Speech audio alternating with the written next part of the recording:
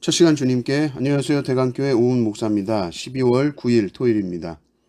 하나님 우리에게 주신 말씀은 요한계시록 16장 10절에서 21절까지 말씀입니다. 또 다섯째 천사가 그 대접을 짐승의 왕좌에 쏟으니 그 나라가 곧 어두워지며 사람들이 아파서 자기 혀를 깨물고 아픈 것과 종기로 말미암아 하늘의 하나님을 비방하고 그들의 행위를 회개하지 아니하더라. 또 여섯째 천사가 그 대접을 큰 강 유브라데에 쏟음에 강물이 말라서 동방에서 오는 왕들의 길이 예비되었더라.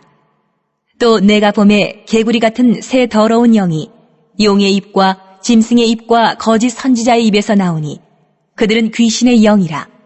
이적을 행하여 온 천하 왕들에게 가서 하나님 곧 전능하신 이의 큰 날에 있을 전쟁을 위하여 그들을 모으더라. 보라, 내가 도둑같이 오리니 누구든지 깨어 자기 옷을 지켜 벌거벗고 다니지 아니하며 자기의 부끄러움을 보이지 아니하는 자는 복이 있도다. 새 영이 히브리어로 아마겟돈이라 하는 곳으로 왕들을 모으더라.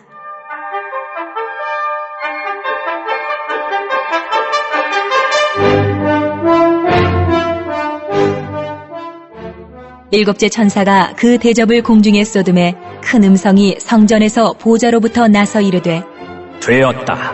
하시니 번개와 음성들과 우레소리가 있고 또 큰 지진이 있어 얼마나 큰지 사람이 땅에 있어 온 이래로 이같이 큰 지진이 없었더라. 큰 성이 세 갈래로 갈라지고 만국의 성들도 무너지니 큰 성 바벨론이 하나님 앞에 기억하신 바 되어 그의 맹렬한 진노의 포도주잔을 받음에 각 섬도 없어지고 산악도 간데 없더라. 또 무게가 한 달란트나 되는 큰 우박이 하늘로부터 사람들에게 내리매 사람들이 그 우박의 재앙 때문에 하나님을 비방하니 그 재앙이 심히 크미러라. 아멘. 계시록은 하나님의 나라와 대조되는 나라로 짐승의 나라가 나옵니다. 하나님의 보좌가 있으면 짐승의 왕좌도 있죠. 심판이 지금 계속되고 있고 이 짐승의 왕좌에 하나님의 심판의 재앙이 쏟아집니다. 10절을 보면 일곱 대접 심판 중에 다섯째 천사가 그 대접을 짐승의 왕좌에 쏟습니다. 그래서 질병으로 인해 이들이 고통을 받게 되는데 심지어 자기 혀를 깨뭅니다. 죽는 게 더 나을 정도의 고통이죠. 그런데 이 고통 속에서도 이들이 하는 짓이 뭐냐? 하나님을 비방합니다. 끝까지 회개하지 않습니다.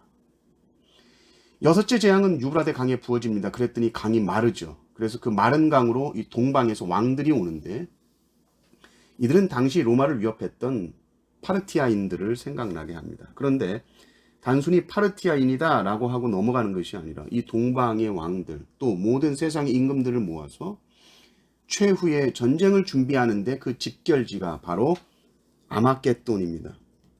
아마겟돈은 헬라어고요.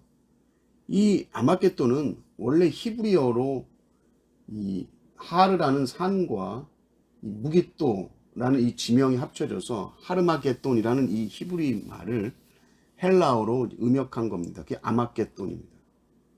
이 무깃도라는 지역이죠. 이 지역은 이스라엘 역사상 가장 많은 전쟁이 벌어졌던 곳이고 외부 세력이 항상 이스라엘을 파멸시키기 위해서 들어오는 그 관문, 그 통로가 이 무깃도였습니다. 여기가 무너지면 이스라엘 전체가 무너지기 때문이죠. 그런데 이 무깃도는 산이 아니라 평지였습니다. 그런데 이 아마겟돈은 이 무깃도 산이라는 것이니까 사실은 이것을 실제 장소로 보기보다는 최후에 이 종말에 벌어지는 이 전쟁터, 그것을 상징적으로 아마겟돈이다라고 생각하시면 되죠. 그리고 이제 이 일곱 천사가 그 대접을 공중에 쏟을 때에 큰 음성이 나는데 됐다 라고 말하죠. 됐다는 겁니다. 그게 뭡니까? 사탄의 권세가 완전히 심판받았다. 끝났다. 다 이루었다. 예수님께서 십자가에서 다 이루었다 하신 그 말씀입니다. 됐다는 거예요. 이게 뭐냐면 완전히 사탄은 패했다. 최후의 전쟁에서 사탄은 완전히 패배할 것입니다. 중요한 것은 이 날이 올 때까지 성도는 어떻게 살아야 하는가, 어떤 성도가 참으로 복이 있는 성도인가, 이게 우리한테는 중요한 겁니다. 15절입니다. 15절 보면 보라 내가 도둑같이 오리니 누구든지 깨어 자기 옷을 지켜 벌거벗고 다니지 아니하며 자기의 부끄러움을 보이지 아니하는 자는 복이 있도다. 한마디로 깨어있는 삶이라는 거죠. 깨어 있어야 하는 이유는 지금이 평시가 아니라 전시이기 때문입니다. 군대에서 하루도 빠짐없이 보초를 서는 이유는 전쟁이 끝나지 않았기 때문입니다. 우리는 그리스도의 군사로서 살아갑니다. 사탄이 예고하고 덤비지 않죠. 우리는 항상 전투태세를 갖추고 깨어 있어야 승리할 수 있습니다. 그리고 우리가 깨어 있는 삶을 살려면 쉬지 말고 기도하는 것밖에 방법이 없습니다. 깨어 있는 자는 누구냐? 항상 기도하는 자입니다. 종말을 준비하는 자의 모습은 무엇인가? 기도하는 모습입니다. 영적 전투에서 승리하는 자는 누구인가? 기도하는 사람입니다. 겟세마네 동산에서 잠자던 제자들은 결정적일 때 다 십자가 버리고 도망갔습니다. 바빠서 기도를 못하는 것일까요? 아닙니다. 절대로 바빠서 기도 못하는 것이 아닙니다.